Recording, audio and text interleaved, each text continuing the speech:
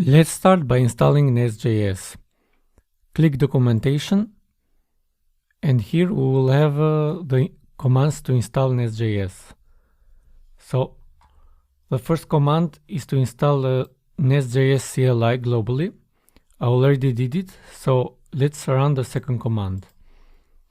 To create a project, run nest new, and I will call it nest auth.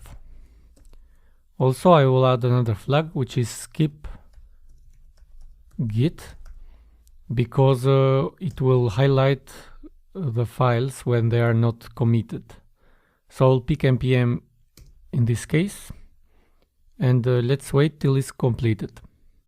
Now we created the project. Go to the folder and run npm run start.